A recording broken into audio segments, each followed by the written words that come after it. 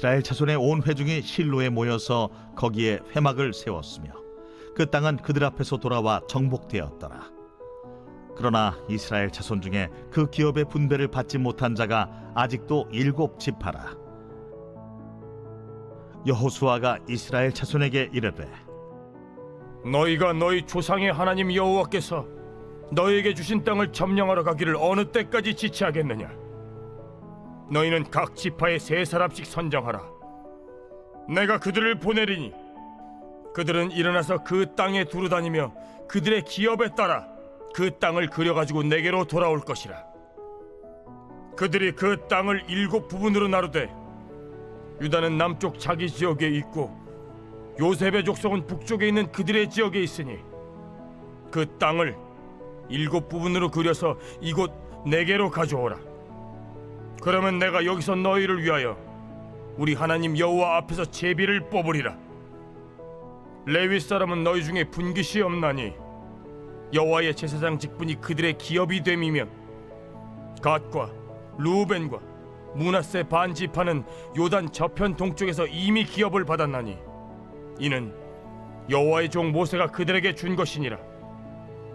그 사람들이 일어나 떠나니 여호수아가 그 땅을 그리러 가는 사람들에게 명령하여 이르되 가서 그 땅으로 두루다니며 그것을 그려가지고 내게로 돌아오라.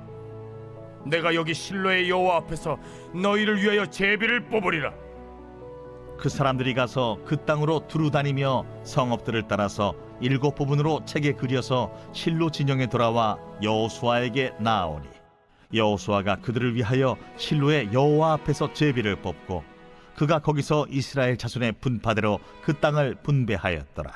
오늘도 믿음의 여정을 하나님과 함께 출발하는 우리 사랑하는 브릿지 가족 여러분, 오늘 12월 13일 토요일 새벽 예배 우리 여호수아 18장 1절부터 10절을 중심으로 우리 성장해야 합니다 라고 하는 제목을 가지고 함께 말씀 좀 나누려고 합니다.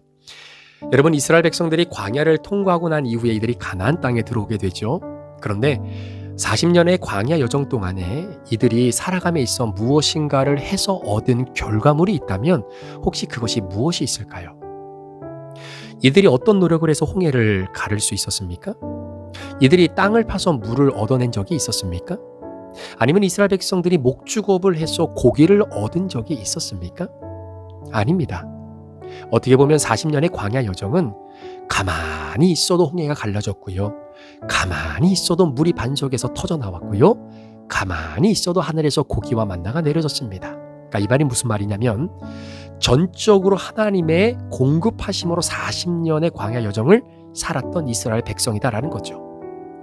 자, 그런데 이런 이스라엘 백성들이 이제는 하나님이 약속하신 가나안 땅에 딱 들어오게 되면서부터 완전히 판도가 180도 달라지는 겁니다. 이제는 노력을 해야 얻을 수 있는 거예요. 물론 하나님이 싸워주시는 전쟁이기는 하지만 이스라엘 백성들이 직접 나가서 전쟁을 해야 됩니다. 무려 7년 동안 전쟁을 이어온 상황이었습니다. 자, 그런 상황 속에 이스라엘 백성들이 얼마나 많이 지쳤겠습니까? 자, 그런 가운데서 12지파 가운데에 갑자기 7지파가 하는 이야기가 뭐냐면 아이고 이제는 힘들고 어려워서 더 이상 정복전쟁 못하겠다, 이렇게 손을 들고 나오는 겁니다. 사랑하는 성도 여러분, 우리가 신앙의 원리를 잘 깨달으셔야 되는데요.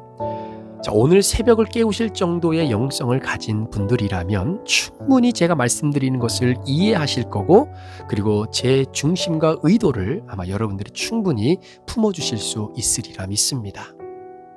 여러분, 지금 우리가 사는 인생은 광야가 아닙니다. 잘 들으셔야 돼요. 광야 같은 인생이다라고 하는 표현을 물론 쓰기도 합니다. 그런데요, 이스라엘의 광야 여정을 보시면 하나부터 10까지 이들의 노력이 없이 하나님이 다 공급해 주셔서 40년의 광야를 지나왔잖아요.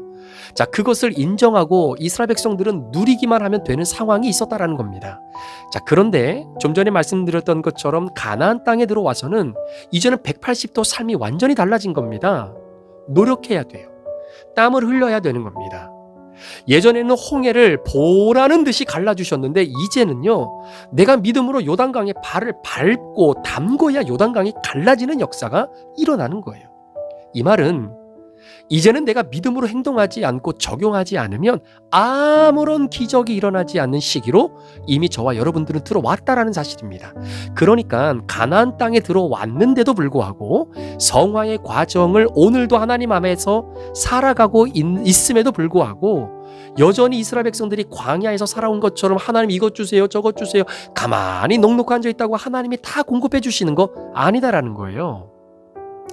제가 협박하는 것이 아니라 이게 우리 신앙의 여정의 원리입니다. 가나안 땅에 들어가서는 매일매일 기쁨만 유지하면서 신앙생활하는 것이 불가능합니다.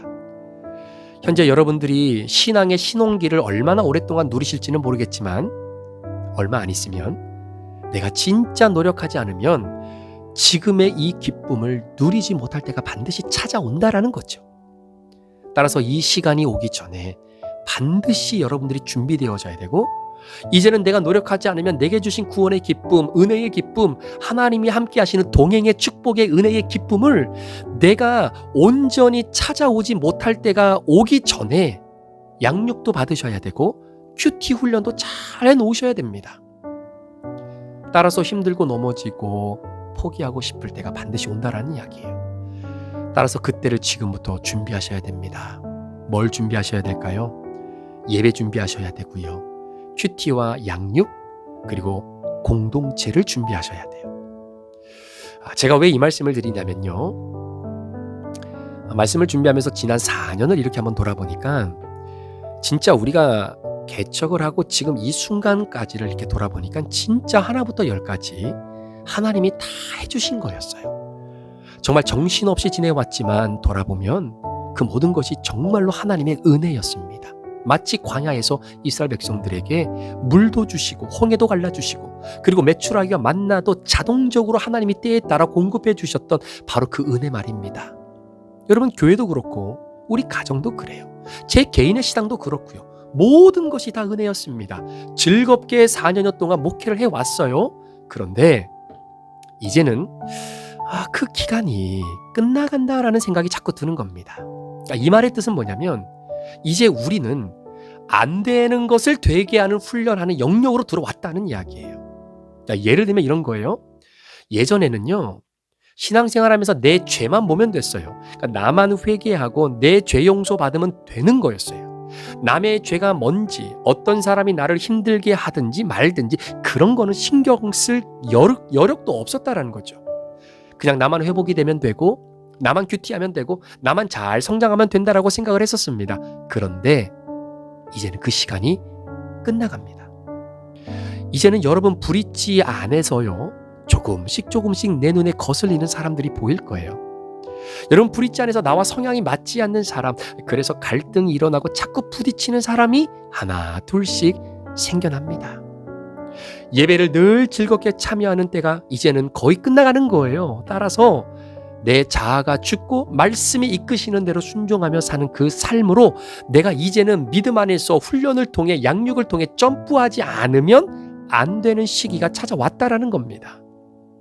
그러니까 이제 갈등이 생기면 서로가 내가 먼저 죽고 나를 먼저 돌아보는 그 훈련의 과정으로 들어가야 되는데 이게 안 되면 절대로 가나안 땅에서는 하나님이 주신 은혜와 복을 누리며 살 수가 없다는 거예요.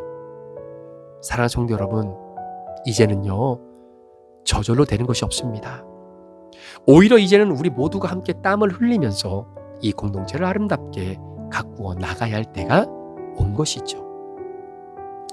자, 그런데 오늘 이스라엘 백성들이 딱 그 시기에 도달한 겁니다. 7년 동안 정복전쟁을 했는데 이 7년의 기간은 진짜 그냥 되는 시기였어요. 그런데 가나안 땅에 들어왔는데 이제는 안 되는 겁니다. 성화의 과정으로 들어온 거예요. 이제는 땅을 파야 열매를 얻게 되는 거고요. 전쟁을 해야 땅을 차지할 수 있는 겁니다. 자, 그러다가 몇몇은 지치고 몇몇은 해이해졌어요. 특별히 7지파가 더 이상은 못하겠다라고 손을 들어버리는 그 자리에서 주저앉아버리는 겁니다. 아니, 앞으로 분배받지 못한 땅도 있고 아직 다 하나님이 약속하신 땅을 우리가 다 차지하지 못했는데 이제 7년 정도 정복전쟁을 하고 나서 내린 결론이 뭐냐면 아이고 힘들어. 우리 그냥 나머지 지파에 그냥 붙어서 살아도 되니까 우리 그냥 이렇게 삽시다. 우리 더 이상 정복전쟁 하지 말고 그래도 뭐 이미 기업을 받은 지파들이 있으니까 그들과 함께 좀 이렇게 나누어서 그냥 이 상태로 살아도 우리는 문제가 없을 것 같습니다. 라고 못하겠다라고 백기를 들며 두 손 드는 지파들이 생겨나더라는 거죠. 여러분, 우리도 얼마든지 이런 상황에 처할 수 있습니다. 아이, 목사님, 지금까지는 정신없이 앞만 보고 달려왔는데 이제는 좀 쉬었다 가시죠. 지금까지 오시느라고 수고했는데 이 정도면 됐습니다. 이거 우리 교회 상황과 여건 속에 이 정도의 공간, 이 정도의 상황, 이 정도의 수준이면 목사님 잘하고 계신 겁니다. 우리 성도들 이 정도면 훌륭합니다. 라고 생각하면서 마치 7년 정복전쟁을 통해 땅을 이 정도라도 분배받았으니 여기서 마무리해도 될 것 같습니다. 라는 시간이 찾아온다라는 겁니다. 여러분, 교회는 이때가 가장 위험한 때입니다. 그래서 레너드 스윗이라고 하는 박사님이 하셨던 말씀이 뭐냐면요. 교회가 4년에서 5년 동안은 진짜 은혜가 넘치면서 간다는 거예요. 그런 어마어마한 교회들이 30년을 버티지 못하고 역사 속으로 사라지는 이유가 뭐냐면 교회가 5년 정도는 진짜 은혜로 기쁨으로 감사함으로 여기까지 잘 왔는데 그 다음에 성화의 기간을 견디지 못했기 때문에 그 어마어마한 교회들이 30년을 채 버티지 못하고 역사 속으로 사라지는 이유가 거기 있다라는 겁니다. 성화의 기간에 사람들이 관계의 어려움을 못 견디고 훈련받는 어려움을 못 견디고 그러면서 성화의 구간을 뛰어넘지 못하고 역사 속으로 그냥 사라지는 거예요. 그런데 저는 이것이 오히려 기회가 될 수 있다라고 생각하는 것이 뭐냐면 이렇게 성화의 과정에 훈련받고 양육받아서 이 기간을 뛰어넘게 되면 영적인 근육이 생기고요. 영적 거인이 되는 겁니다.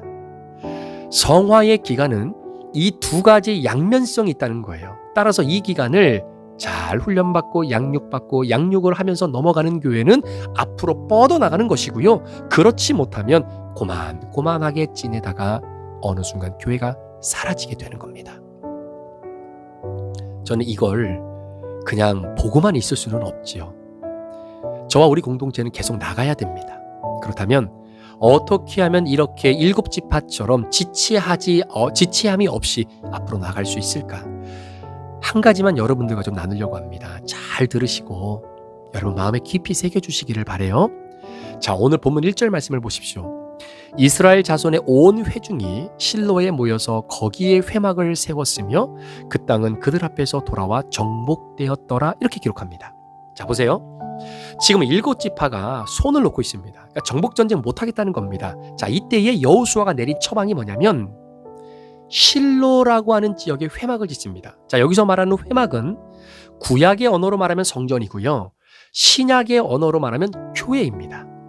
다시 말씀드리면 우리 교회가 성화의 영역에서 지체함 없이 훈련받고 양육받으면서 앞으로 쫙쫙 뻗어나갈 수 있기 위해서는 제일 먼저 회복해야 할 것이 바로 예배라고 하는 사실이에요.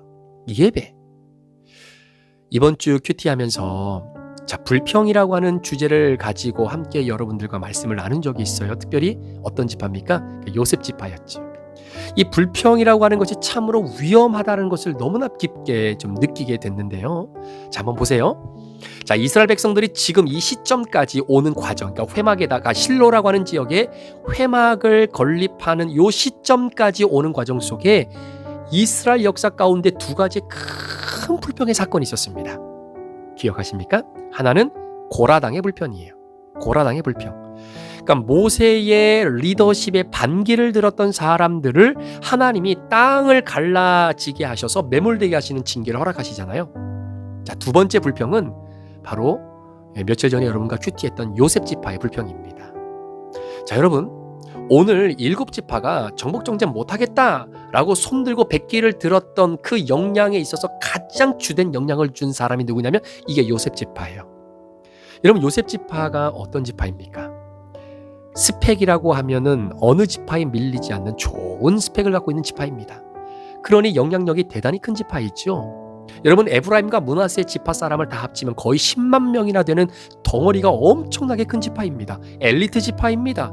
자존심과 자부심이 진짜 강한 지파입니다. 왜냐하면 요셉 때문에 이 12명의 아들이 살아날 수 있었으니까요. 자, 그런데 그런 요셉 지파가 뭐라고 이야기를 하냐면 왜 우리 산지는 이렇게 적습니까? 왜 우리가 받은 기업은 철병거가 있는 가나안 족속의 땅을 왜 우리에게 기업으로 주신 겁니까? 아니 왜 다른 지파는 평지를 주면서 왜 우리 지파는 산악지대의 땅을 주십니까? 그렇게 불평과 원망을 하면서 정복전쟁 못하겠다라는 겁니다. 자존심 상하고 여호수아의 리더십이 마음에 들지도 않는다라고 대놓고 불평하고 있는 거예요. 그랬더니 영향력을 가지고 있는 지파가 불평하고 정복전쟁을 못하겠다라고 하니까 나머지 6지파도 동일하게 말하는 겁니다. 야, 잘됐다. 가뜩이나 정복전쟁 하느라고 너무나 힘들고 지쳤는데 이번 기회에 아이고 저렇게 영향력을 가지고 있는 요셉 지파도 안 한다고 하니까 야, 이참에 우리도 빌붙어서 야, 하지 말자. 요셉 지파도 포기하고 안 하는데 우리 지파가 뭔 힘이 있다고 가서 정복전쟁을 계속하겠어. 잘됐네. 우리도 그만두자. 여러분 보세요. 정복전쟁을 하는데 안 힘든 사람이 어디 있겠습니까? 다 힘들죠. 어려워요. 그만하고 싶어요. 그런데요, 정복전쟁이 여기서 멈춰지잖아요. 하나님 찾지 않아요. 하나님 말씀 붙잡지 않아요. 그나마 정복전쟁이라도 행하니까 하나님 의지하고 하나님 바라보면서 여기까지 온 겁니다. 여러분 다윗을 보세요. 다윗이 정복전쟁 할 때 죄 지은 적 있습니까? 없습니다. 그런데 신하들은 다 전쟁터로 보내놓고 본인은 편안히 왕궁에서 쉬고 있을 때 죄를 짓고자 하는 마음이 훅 하고 들어온 거잖아요. 여러분 지금까지 다윗을 지켜줬던 것이 뭐냐면 그게 정복전쟁이었다라는 겁니다. 정복전쟁은 쉽지 않아요. 피곤합니다. 어려워요. 마찬가지입니다. 큐티를 통해서 내 죄를 말씀에 비춰보고 나를 하나님 앞에 회개의 자리로 이끌어내는 것 어려워요. 쉽지 않습니다. 그런데 지금까지 그나마 여러분들이 성화의 과정에서 포기하지 않고 여기까지 오실 수 있었던 것이 뭔지 아세요? 힘들어도 몰라도 어려워도 시간이 없다라고 해도 말씀 펴고 그 말씀 앞에서 내 죄를 발견하는 그 훈련이 있었기 때문입니다. 여러분 이 훈련의 시간이 사라지잖아요. 정복전쟁 힘들어서 더 이상 못하겠다라고 포기하잖아요. 여러분 신앙 지키는 것 장담 못할 만큼 어려워진다라는 거예요. 왜냐면 이 시대가 마지막 시대이기 때문에 그 가야 할 정복전쟁의 믿음의 여정을 포기해버리고 놓는 순간 여러분 사탄이 냉큼 달려와서 그 영혼을 잡아간다는 거예요.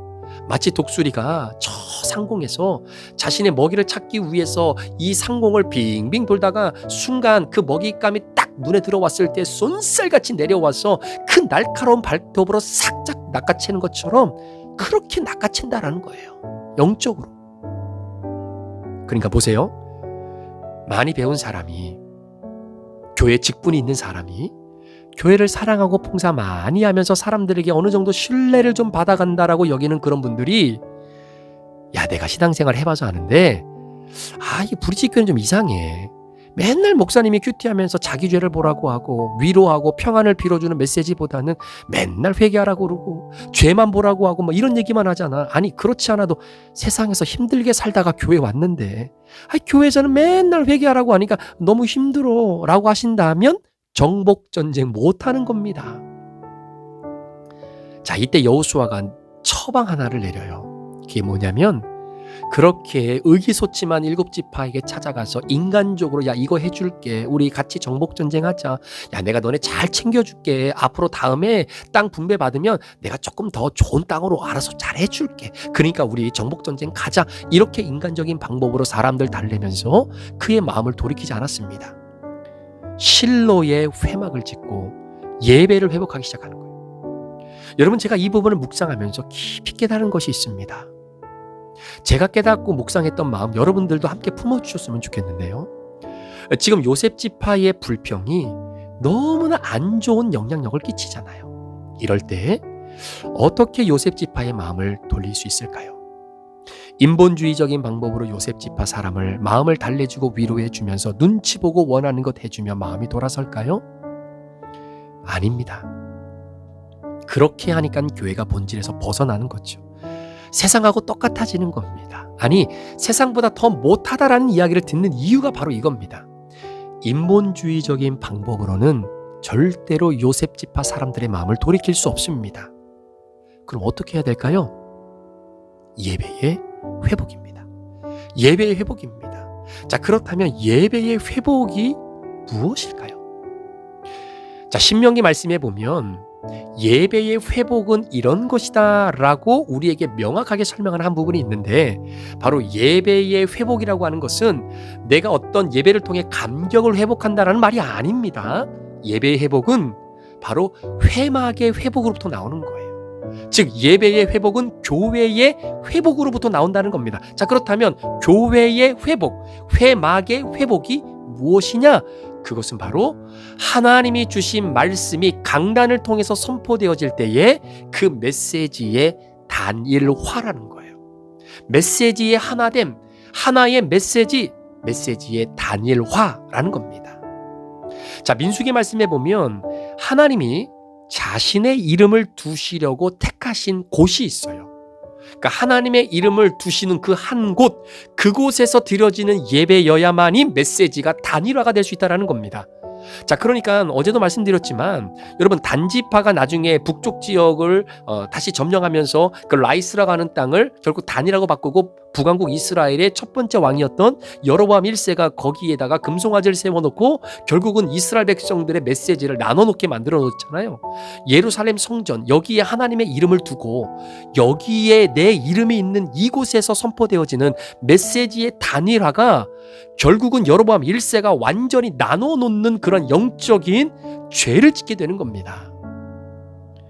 하나님의 말씀, 하나님의 이름을 두시려고 선택한 그곳에서 선포되어지는 메시지, 여러분, 메시지가 나뉘어지고 메시지가 갈라지게 되면 회막이 갈라지는 거예요. 회막이 갈라지게 되면 우리 신앙이 갈라지게 되는 겁니다. 자, 한번 보세요. 금방 말씀드렸던 것처럼 이스라엘이 결국 무너지지 않습니까? 북왕국 이스라엘, 남왕국 유다가 완전히 무너지는데, 이런 무너짐의 시초가 누구 때문이냐면 여로보암 1세예요. 여로보암 1세가 반기를 들고 북이스라엘이라는 나라를 세웁니다. 그러니까 나라가 두 개로 나눠졌어요. 그런데 나라는 나눠져 있지만 여전히 예루살렘으로부터 메시지가 나왔어요. 그나마 메시지가 하나님의 이름을 두었던 그곳에서 단일화된 메시지, 하나의 메시지가 나왔기 때문에 그래도 이스라엘 백성들 희망이 있었습니다. 그런데 여로보암 1세가 어떻게 합니까? 북이스라엘의 당과 베델의 금송아지를 세워놓고 이게 하나님이고 이것이 우리를 이끄는 신이니까 이제는 예루살렘에 내려가지 말고 하나님의 이름을 두려고 택한 곳에서 흘러나오는 메시지와 동일한 메시지가 안 나오는 거죠. 메시지가 다르니까 어떻습니까? 회막이 나누어지는 거예요. 회막이 나누어지니까 어떻게 됩니까? 궁극적으로 이스라엘이라고 하는 나라가 영적으로 더 이상 하나가 될 수 없을 만큼 완전히 나누어지게 되는 겁니다. 그래서 메시지가 이렇게 중요한 거예요. 정말 중요합니다. 여러분, 우리 브릿지 교회가 진짜 쉽게 힘들어지는 방법 뭔지 하나 알려드릴까요? 아니, 그렇게 하라고 제가 방법을 알려드리는 것이 아니라 이거 중요하기 때문에 그래요. 강단에서 흘러나오는 메시지를 나누어 놓으면 되는 겁니다. 그러면 어느 교회든 쉽게 힘들어질 수 있다라는 거예요. 여러분, 신천지도 마찬가지입니다. 특히 요셉처럼 영향력 있는 사람들이 메시지를 나눠 놓기 시작하잖아요. 예를 들면 이런 거예요. 내가 공부를 좀 해봤는데 목사님이 전해주시는 말씀이 신학적으로 좀 안 맞아. 오늘 말씀 어땠어? 나는 좀 듣기 거북하던데. 나는 목사님하고 생각이 좀 달라.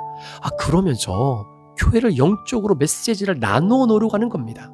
예를 들어서 제가 어느 한 주간에, 여러분, 용서라고 하는 것은 마음으로 하는 것도 중요하지만 진짜 용서는 내 손과 발이 다가가는 고백이어야 합니다라고 말씀드리면서 그렇게 실천하고 우리 그렇게 이번 한 주간 적용해 봅시다. 이렇게 만약에 제가 메시지를 전했다라고 가정을 해볼게요.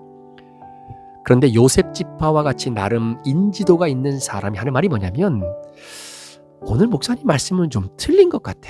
이게 심리학적으로 보면 마음이 먼저 움직이지 않는 용서는 굳이 손과 발이 움직이지 않아도 되거든. 그러니까 네 마음에 원함이 없으면 굳이 찾아가서 그렇게 힘들게 용서를 구하지 않아도 되는 것 같아 라고 이야기를 했다고 한번 생각을 해보세요.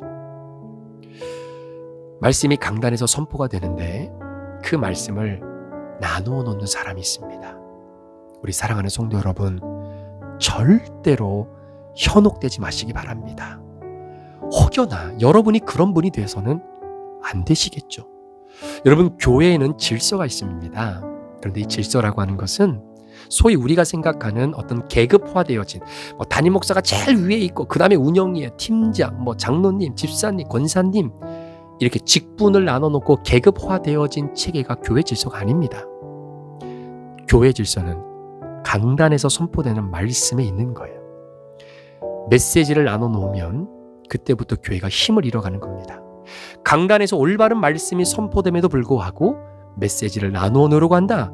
이것은 100% 사탄이 좋아하는 일을 하고 있다라고 생각하시면 돼요. 혹시 여러분들이 말씀을 듣다가 이해가 안 되고 수긍이 되지 않는다면 개인적으로 저를 만나주세요. 그리고 이야기를 함께 나눠주세요. 알아요. 저도 압니다. 어떻게 제가 준비한 말씀이 100여 명이 넘는 모든 성도님들의 생각에 다 맞을 수 있겠습니까? 생각이 다를 수도 있어요. 그러나 여러분의 영적인 성장을 위해서 말씀을 드리면요, 이해가 되지 않고 수긍이 되지 않아도 살아계신 하나님의 온전한 말씀이라면 그 안에서도 나를 향해 주시는 말씀이 있습니다. 그걸 알려달라고 기도하셔야 되는 거예요. 그럼에도 도저히 이해가 안 된다? 저를 찾아와 주세요. 그리고 함께 이야기하고 오해의 폭을 좁혀가는 시간을 가지면 되는 것 아닙니까? 혹시 제가 잘못 이해해서 한 말일 수도 있으니까 그러면 제가 또 말을 잘 들으면 되는 거 아니겠느냐라는 거예요. 그런데 본인 생각과 좀 다르다고 해서 이 성도 저 성도 만나서 메시지를 나눠놓는 모습은 교회 예배 회복의 아픔이 형성될 수 있는 겁니다. 특별히 우리 운영위원분들 그리고 우리 소그룹 리더분들은 강단에서 선포되는 말씀과 다른 이야기를 여러분 소그룹 가서 하시면 안 되는 거예요. 그런 메시지가 나누어지는 겁니다. 그래서 소그룹 리더분들이 너무나 중요하다라는 거예요. 어떤 분들은 제가 그런 얘기도 들었어요. 목사님이 신학적으로 좀 이상한 것 같고 자기가 갖고 있는 신학하고 안 맞다. 아니, 어떻게 신학이 다 맞을 수 있겠어요. 교단이 얼마나 많고 신학의 뿌리가 얼마나 많은데 본인이 갖고 있는 신학하고 제가 갖고 있는 신학이 다르다고 그게 틀린 건 아니잖아요. 그런데 사람들한테는 신학이 좀 이상하고 틀렸다라고 그렇게 말하고 돌아다니는 사람들도 있다는 겁니다. 제가 그 이야기를 들었을 때는요, 솔직히 좀 욱하는 마음이 확 들어왔었어요. 어떤 마음이 들었냐면, 그래? 그럼 나하고 한번 논쟁 한번 해볼까? 이런 생각. 물론 회개했지만, 사랑하는 성도 여러분, 오늘 7지파가 정복전쟁에 손을 놓고 있습니다. 왜 그럴까요? 요셉 지파의 불평과 원망, 하나님으로부터 오는 여호수아의 메시지를 나누어 놓았기 때문입니다. 따라서 여호수아는 핵심을 정확히 짚은 거예요. 정복전쟁을 손 놓고 있는 7지파가 다시금 일어나 하나님의 약속을 믿고 앞으로 나아갈 수 있는 방법은 하나의 메시지 앞에서 가정과 공동체가 그 메시지로 연합하고 일어날 때 가능한 것을 여호수아는 알았던 것이죠. 여러분, 이것이 교회의 회복이고 예배의 회복인 줄 믿습니다. 여러분, 신천지들이 들어와서 하는 일이 뭐예요? 목사님의 말씀을 메시지를 나눠 놓는 사람들에게 접촉해서 메시지를 계속 나눠 놓게 하는 겁니다. 제발 속지 마세요. 제가 강단에서 복음이 아닌 변질된 말씀을 전하지 않도록 그래서 저를 위해 기도해 주셔야 되는 겁니다. 성도들 눈치 보고 이 사람 저 사람 비유 맞추는 말씀이 아니라 성경이 말하는 대로 말씀을 전할 수 있는 설교자가 될 수 있도록 저를 위해 기도해 주셔야 되는 겁니다. 그리고 우리 성도들이 저와 함께 같은 메시지 안에서 함께 이 성화의 과정을 걸어갈 수 있도록 붙잡아 달라고 함께 기도해야 되는 거죠. 그래야 분열의 영들이 교회 안에서 길을 펴지 못할 수 있는 것입니다. 혹시 내가 오늘 본문에 나오는 7지파와 같이 지체하고 있는 내가 아닌가라고 여기신다면 여러분 힘내십시오. 그리고 무엇보다 예배의 회복이 나에게 허락될 수 있도록 기도했으면 좋겠습니다. 하나님께서 단 한 번만이라도 예배의 감격을 회복시켜 주신다면 말씀으로 내 심령을 뒤집어 엎어 놓으셔서 하나님이 주신 말씀이 내게 주신 말씀으로 100% 받아들여지며 그 말씀 앞에 내가 순종할 수 있는 그 순간을 허락해 주신다면 앞으로 차지해야 할 약속의 땅 믿음으로 선포하며 앞으로 나갈 수 있을 줄 믿습니다. 그런 공동체, 그런 교회, 그런 목사, 그런 성도님들이 될 수 있기를 우리 주님의 이름으로 간절히 축원합니다. 기도하시겠습니다. 하나님 아버지 감사합니다. 우리 사랑하는 성도들 지금까지 주님의 은혜로 여기까지 달려왔는데 하나님께서 우리 교회에게 주시는 그 다음 스텝은 이제는 광야의 여정이 아니라 가나안 땅에 이미 들어왔기에 이제는 여기서는 너희들이 내게 보여줘야 할 너희들의 믿음의 열매들을 요구하시는 것 같습니다. 이제는 홍해를 갈라주기만을 기다리는 것이 아니라 믿음으로 요단강에 발을 내디뎌야 하는 그 결단과 용기와 적극적인 믿음을 우리에게 오늘도 말씀해 주길 원하시는 주님, 오늘 요셉 지파처럼 정말로 하나님께서 주신 사명을 감당함에 있어서 하나님 메시지를 나눠놓는 자가 되지 않도록 도와주시고, 무엇보다도 주의 종이 하나님 앞에서 우리 강단에서 하나님의 살아계신 진리의 말씀만, 성경에 기록되어 있는 말씀만, 내 생각, 내 이야기가 아니라 하나님이 기뻐하시는 그 말씀만 증거할 수 있는 그런 목회자가 먼저 되게 하시고, 그리고 그 말씀을 하나님의 나에게 주시는 말씀으로 신뢰하며 함께 믿음으로 그 메시지의 단일화를 지켜나가기 위해 같이 기도하고 노력하는 우리 공동체가 되게 해주십시오. 하나님, 마지막 때에 사단이 교회 안에, 많은 교회들 안에 분열의 영을 퍼뜨려서 교회를 나눠놓고 성도들의 마음을 나눠놓고 그리고 메시지를 나눠놓게 하는 그러한 사탄의 앞잡이를 찾으려고 하는 때가 너무나 많습니다. 그럴 때마다 우리 성도님들 영적으로 깨어있게 하셔서 사단이 설치해 놓은 그런 부비추랩에 걸려 넘어지지 않도록 우리 성도들을 꼭 지켜주시고 부족한 종을 잘 지켜주옵소서. 감사를 드리며 예수 그리스도의 존귀하신 이름으로 축복하며 기도합니다. 아멘.